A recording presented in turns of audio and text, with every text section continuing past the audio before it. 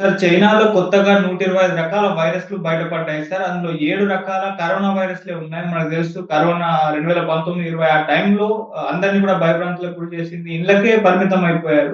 So, ఇప్పుడు ఆ పరిస్థితుల నుంచి బయటపడి సాధారణ పరిస్థితులకొచ్చేసిన ఈ టైంలో మళ్ళీ ఇటువంటి వైరస్‌లు బయటపడడం అనేది అందరిని కూడా ఆందోళనకు గురి చేస్తుంది.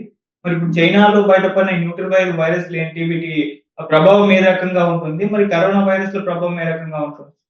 ఇప్పుడొక 'నేచర్' అనే ఒక పత్రికలో ఒక నివేదిక బయటకొచ్చింది. ఆ నివేదిక ఆహ్, వైరాలజిస్ట్ ఎడ్వర్డ్ హోమ్స్ అనే ఒక వైరాలజిస్ట్ ఈ నివేదికను బయటపెట్టాడు. ఆయన మరికొంతమంది సైంటిస్టులు కలిసి చైనాలో ఒక ఫర్ ఫార్మ్ అంటారు. ఫర్ ఫార్మ్ అంటే ఈ ఉన్ని అంటారు కదా! ఊలు, ఉన్ని అంటారు కదా! అటువంటి జంతువుల్ని పెంచే ఫార్మ్‌ని ఫర్ ఫార్మ్ అంటారనమాట. ఫర్ ఫార్మింగ్ అంటారు. సో, చైనా మామూలుగా ప్రపంచవ్యాప్తంగా ఈ ఉన్ని తయారు చేసే ఈ జంతువులు ఏవైతే ఉన్నాయో, ఆ జంతువులు కూడా ప్రధానంగా కొన్ని రకాల నక్కలు, మింక్ అంటారు. ముంగిసలాగా ఉంటది. మింకు తర్వాత గినియా పిగ్సు, రాకూన్ కుక్కలు, కుందేళ్ళు, సీల్స్ ఇలాంటి 50 రకాల వైల్డ్ యానిమల్స్ కూడా ఉన్నాయన్నమాట. ఈ మామూలుగా మనం ముఖ్యంగా మహిళలు వాడే కొన్ని బ్యాగులు గావచ్చు, బట్టలు గావచ్చు, ఇవి దాదాపు ఎక్కువ భాగం ఈ ఫర్ నుంచి తయారైన వస్తువులే అన్నమాట. చైనా ప్రపంచవ్యాప్తంగా ఉండే ఫర్ ప్రొడక్షన్‌లో చైనా వాటా 80% ఉందని చెప్తున్నారు. చైనాలో ప్రాబ్లమ్ ఏందంటే దీని మీద ఈ జంతువుల్ని ఎలా ట్రీట్ చేయాలి?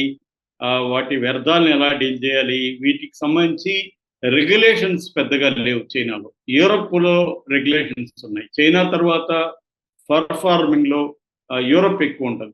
ఫిన్లాండ్, డెన్మార్క్ ఇలాంటి దేశాలు యూరప్‌లో ఎక్కువ చేస్తుంటారు. అయితే వాళ్ళ దగ్గర రెగ్యులేషన్స్ ఎక్కువుంటాయి. యానిమల్స్‌కి ప్రొటెక్షన్ ఎలా ఉండాలి? ఆ యానిమల్స్‌ని ఇబ్బంది పెట్టకుండా ఎలా పెంచాలి? ఇవన్నీ అక్కడ ఉన్నాయి. అమెరికాలో కూడా కొంతవరకు రెగ్యులేషన్స్ పర్వాలేదు. కానీ చైనాలో వరస్ట్‌గా ఉన్నాయని చెప్తున్నారు.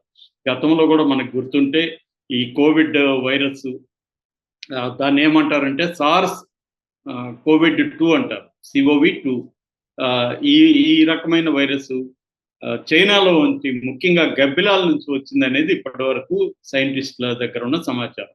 సో, హ్మ్. ఇప్పుడు ఒక వార్త ప్రపంచాన్ని భయపెడుతూ ఉంది. అదేంటంటే చైనాలో ఈ ఫర్ ఫార్మ్స్‌లో జరిగిన రీసెర్చ్‌లో జంతువుల్లో 125 రకాల వైరస్‌లు ఉన్నట్టుగా కనిపెట్టారనమాట వాళ్ళు. అంటే 2021 నుంచి ఈ 2024 వరకు 3 ఏళ్ల పాటు రీసెర్చ్ చేశారు.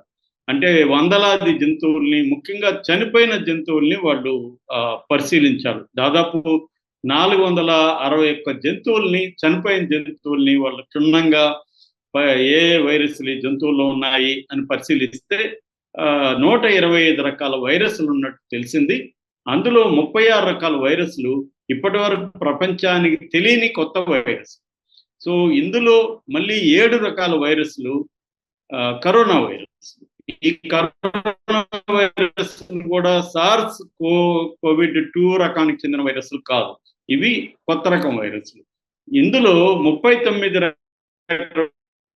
వైరస్‌ల్లో 39 రకాల వైరస్‌లు జూనోటిక్ వైరస్‌లు. జూనోటిక్ వైరస్‌లు అంటే జంతువుల నుంచి మనుషులకి సంక్రమించే వైరస్‌లు. సో, ఈ 125 రకాల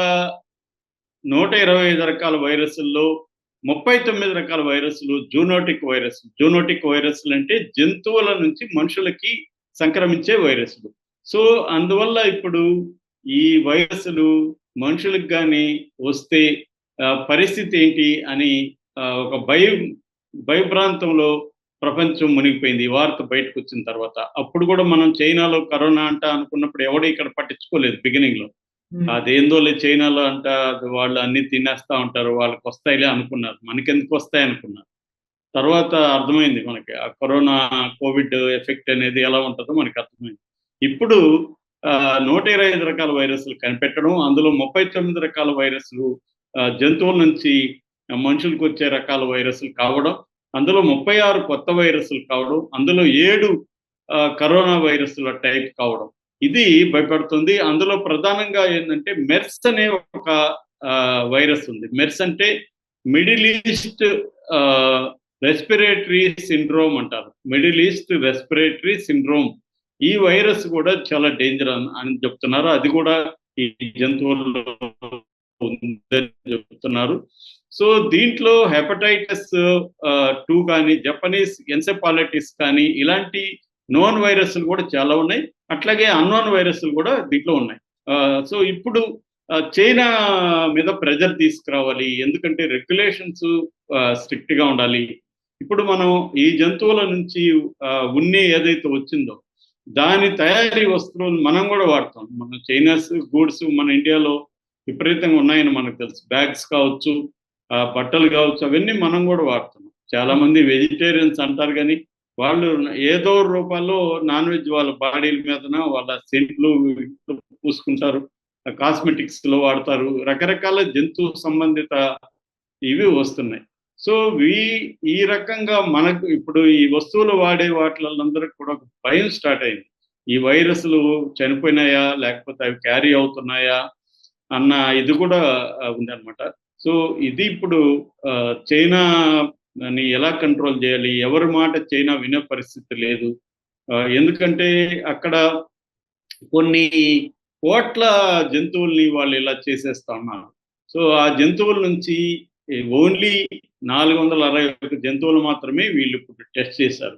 ఇంకా వాళ్ళ దేశవ్యాప్తంగా కానీ టెస్ట్ చేస్తే ఇంకా పెద్ద ఎత్తున వైరస్లు, రకరకాల వైరస్లు వాళ్ళు వదిలేస్తున్నారు ప్రపంచం మీదకి. దీన్ని ఎలా కంట్రోల్ చేయాలి అనేది ఇప్పుడు చర్చ.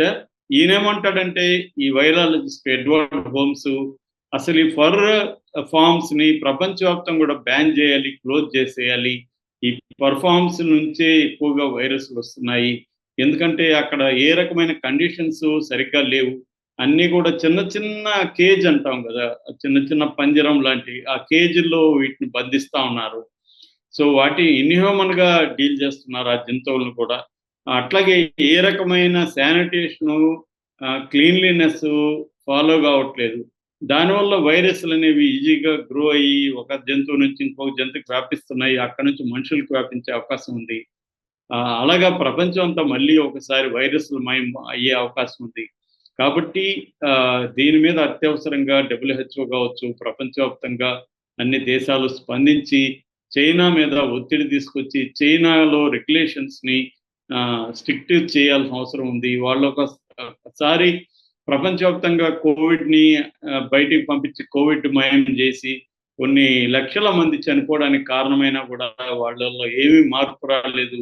ఏ రకమైన జాగ్రత్తలు లేకుండానే మళ్ళీ సేమ్ పద్ధతిలో ఈ పర్ఫార్మింగ్స్ ని వాళ్ళు చేస్తున్నారు అన్న విమర్శలు వస్తున్నాయి. బట్ చైనా మాత్రం దీని పట్ల ఎటువంటి కేర్ తీసుకోవట్లేదు.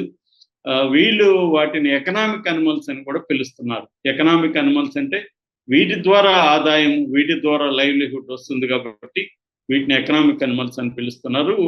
3.5 పెల్ట్స్ ని చైనా ఎక్స్పోర్ట్ చేస్తుంది. పెల్ట్ అంటే ఆ స్కిన్ తీసేస్తాం కదా, ఆ స్కిన్ తీసేసిన వాటిని పెల్ట్ అంటారు. ఆ పెల్ట్స్ ని పెల్ట్ మార్కెట్ లో కూడా 40% వరల్డ్ మార్కెట్ చైనా నుంచే వస్తుంది అన్నమాట. సో దీంట్లో ఇంకోటి ఏంటంటే వైల్డ్ లైఫ్ యానిమల్స్ ని, అంటే అడవి మృగాలను కూడా వాళ్ళు ఎక్కువ యూజ్ చేస్తున్నారు దీంట్లో. సో వాటిలో నుంచే గతంలో కూడా అనేక వైరస్లు ఈ వైల్డ్ యానిమల్స్ నుంచే మనకి ఎక్కువ వచ్చాయి. ఇప్పుడు కూడా వాటిలో నుంచి ఎక్కువ వస్తాయని చెప్తున్నారు. మరి ఇది చైనా వీళ్ళ మాట వింటుందా? ప్రపంచ సమాజం కమ్యూనిటీ, వరల్డ్ కమ్యూనిటీ చైనా మీద ప్రెజర్ చేయగలుగుతుందా? రెగ్యులేషన్స్ ని పెంచగలుగుతుందా అనేది $1 మిలియన్ వచ్చింది. Okay sir, thank you so much.